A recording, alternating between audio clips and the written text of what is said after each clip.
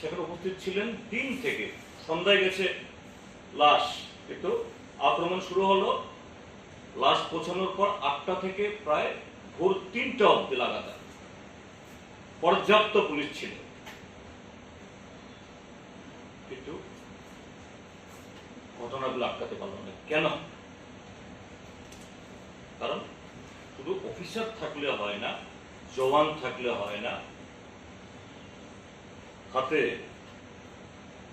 বিরোধী দল নেতা এবং এমএলএদেরকে সফর আটকানোর জন্য আইন থাকলে হয় না, সে আইন প্রয়োগ করার জন্য নির্দেশ থাকতে হয়।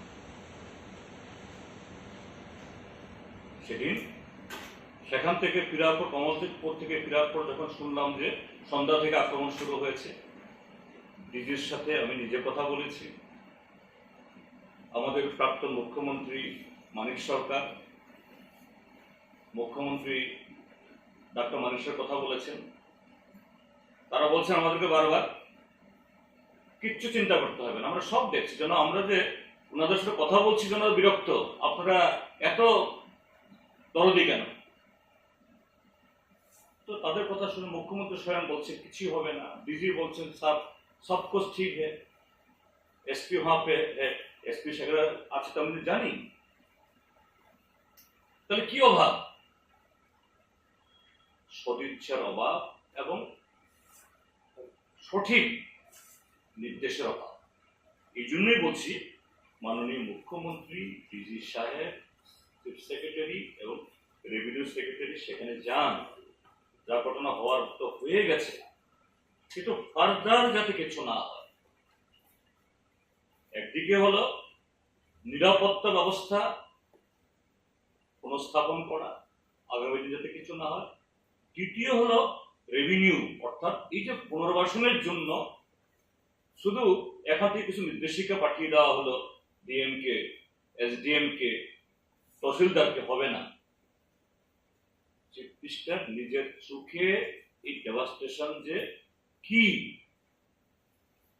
দেখে আসুন। আরেকটা বিনম্র আবেদন হল,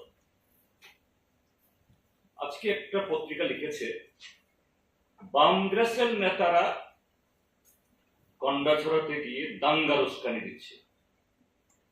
আমি অত্যন্ত বিনয়ের সাথে এই পত্রিকার মালিক, সাংবাদিক, এডিটরকে বলব, যে কমিউনিস্ট পার্টি কখনোই এই ত্রিপুরাজ্যে এই জাতীয় ঘটনায় সবচেয়ে বেশি যদি কেউ ত্যাগ স্বীকার করে কমিউনিস্টরা। কমিউনিস্টরা নিজেদের জীবন বাজি রেখে শান্তির জন্য, সম্প্রীতির জন্য লড়াই করে, আজকেও করে, আগামী দিনে করবে। এবং এই ঘটনা আমরা যে গেছি, একটা লোক বলতে পারবে না। এখন সেই পত্রিকা যদি মনে করে তাদের পছন্দের রাজনৈতিক দলের নেতারা গিয়ে সেখানে জনরোষে পড়েছেন, এরপরে কেউ সেখানে যেতে সাহস করছে না, এই কারণে অন্য রাজনৈতিক দলের লোক যারা শান্তির জন্য চায় তাদের উপরেও কাদা লাগাতে হবে, এটা দুর্ভাগ্য। যাই হোক, আমি বলবো শুধু সেই পত্রিকাকে না, সমস্ত মাধ্যমকেই। এবং সে গতকাল পরমেশ্বর ইয়াংয়ের বাবা একটা উষ্মা প্রকাশ করেছে যে আমার ছেলের মৃত্যু হলো, আমার এত বড় ক্ষতি হয়ে গেল,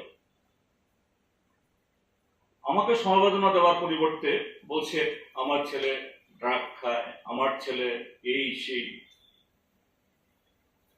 হ্যাঁ, তাই আমাদের নজরে এসছে যে এরকম কিছু উস্কানিমূলক কিছু এরকম পোস্ট বিভিন্ন সামাজিক মাধ্যমে, কোথাও ইন্ডিভিজুয়াল, হয়তো ফেকও হতে পারে, এগুলো ছড়াচ্ছে। আমি তাদেরকে অনুরোধ করব এইভাবে আগুনে ঘি ঢালবেন না, এতে কারোর উপকার হয়। এগুলো মোটামুটি ভাবে সামগ্রিকভাবে প্রস্তুত করলাম। এখন আমার কলিগরা যদি